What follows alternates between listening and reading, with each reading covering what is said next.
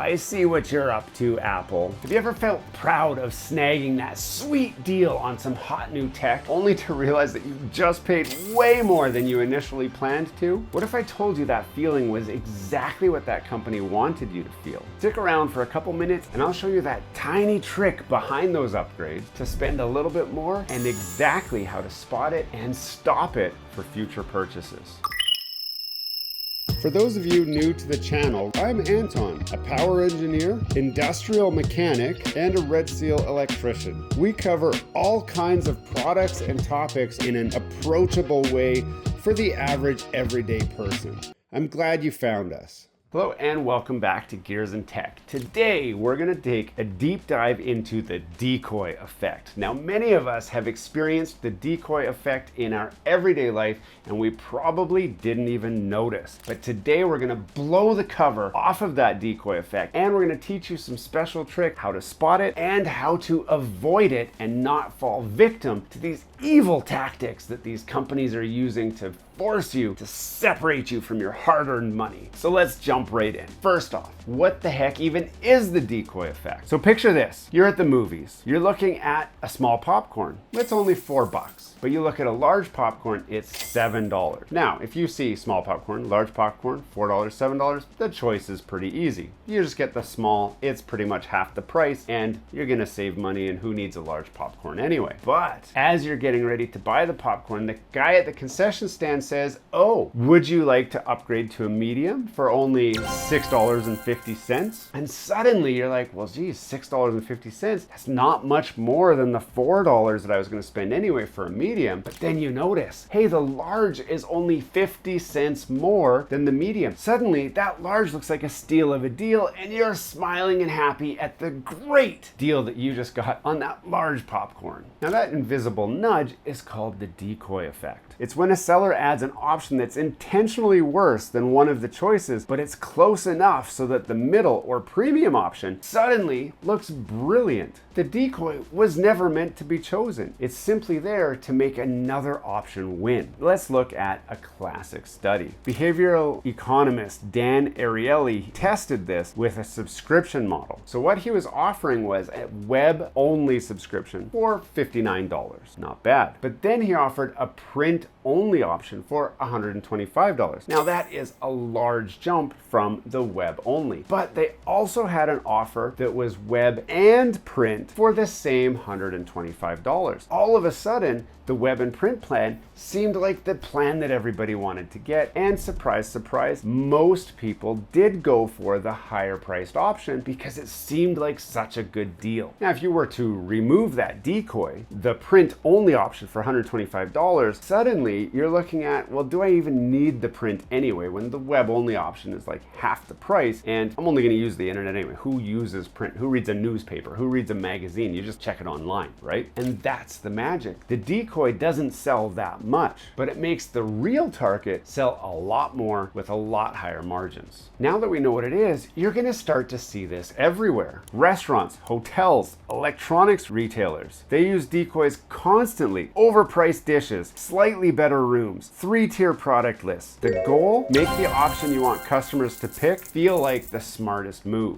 Now let's look at how companies like Apple use the decoy effect. Apple's product lineup is a perfect playground for decoys. iPhone SE, iPhone Pro, iPhone Pro Max. The top model often has a hefty price tag, and when you look at it, you're like, wow, I don't think I could need that. But the Pro model, it's got a little bit less of everything at a more affordable price, or so it seems. It's just not the outlandish price of the Pro Max, but it's still pretty expensive. And often, if you removed the most high-end premium model option, suddenly that Pro model, you start to scrutinize a little bit more where you're saying, do I need 512 gigabytes of internal storage? Do I need the bigger screen? But because that Pro Max option exists, it anchors in the value. You're like, well, wow, this one's worth so much more. This one's a great deal. They also offer storage tiers, 128 gigabytes, 256 gigabytes, 512 gigabytes. The highest capacity is often priced so that the middle tier, which has the most people's needs, appears to be the smarter choice. You end up paying more than your initial budget to get that extra storage space. And the math, it looks sensible. Now let's look at some of the product families. iPad versus iPad Air versus iPad Pro. The Air can function as a decoy or target depending on what Apple wants you to choose. The presence of a premium Pro model makes the mid-tier feel like that sweet spot. And it's not just Apple. Streaming services like Amazon and Netflix, they're doing it as well. You've got the Netflix basic plan, which includes commercials. You've got the standard plan and the premium plans, which offer more user accounts, more devices that you can be connected to, or a premium plan, which offers 4K streaming. Who doesn't want 4K streaming? But if you don't have a 4K TV, which many people still don't, you're paying for something you're not even getting the benefit for. Amazon's tricky too when Prime ties together shipping, video, music, making the bundled value seem unbeatable compared to a standalone video-only plan. Individual channel add-ons, well, they're never worth it when you look at just the complete bundle that includes that channel. It's always more than just that channel add-on, but look at what else you get with it. Now, how do you spot and avoid the decoys? First step is actually pretty simple. Just remove the anchors. So we need to mentally pay attention to this tactic. We need to spot the anchor and get rid of it. Remember that iPhone? Take that Pro Max out of the picture and look at just the two models that you're looking at all of a sudden without that fake value of that premium one that isn't there to be sold to anyone except the most hardcore of the Apple fanatics, the ones who are buying it anyway. Okay. It's $500, you have no choice of carrier, the battery can't hold a charge, and the reception isn't very— Shut up and take my money! Once you get them out of there and you look at the two real options, it's a lot easier to decide which one's right for you. Shh, it's actually Android. We don't want to tell those guys.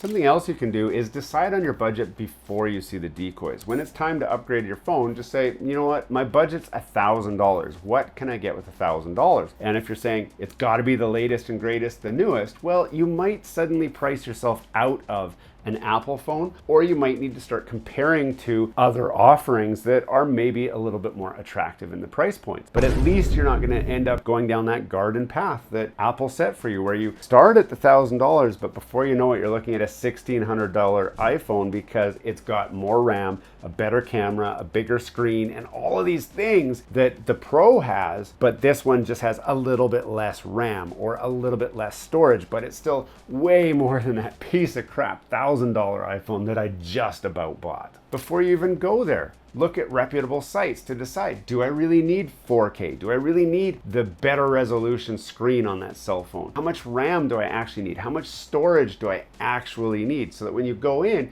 you can compare what you really need versus what you want. That helps you unblur that line between value and price and what they want you to buy. Don't forget to ask the standalone question. If this product was sold at this price with no other options, would I still want it? Or would I still need it? Because we don't always buy what we need. Sometimes we do buy what we want, and that's okay as long as you're looking and saying, is this the one that I want, and does it offer what I'm looking for? You don't need to get distracted with the other options because this one has everything as a standalone product. So you can know that you're getting that value that you're looking for with everything that you needed without all the extra bells and whistles that you didn't need. Now, taking these steps can take that genius buy and turn it into a deliberate choice. The next time you find yourself at the checkout or clicking confirm purchase, stop, breathe, and ask yourself, who's really in control here? And if you liked this little peek behind the curtain, don't forget to subscribe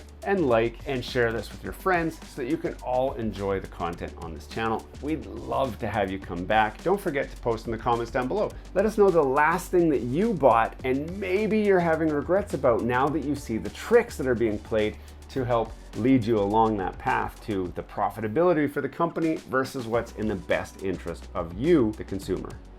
Hey, thanks for watching all the way to the end of this video. We hope you enjoy the content in this video, and we'd love to have you come back. Consider subscribing to the channel if you haven't already.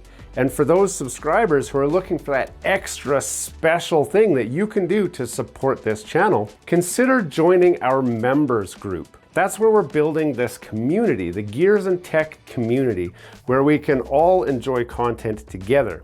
You'll get special perks, which we'd love for you to check out by clicking the link down below. For those of you who are just happy to watch the video, that's okay too. you can check out some of our other content right over here, where we've got some previous videos that have already been uploaded and enjoyed by many of our viewers already. We do hope to see you again. This has been Gears and Tech. Have a great day.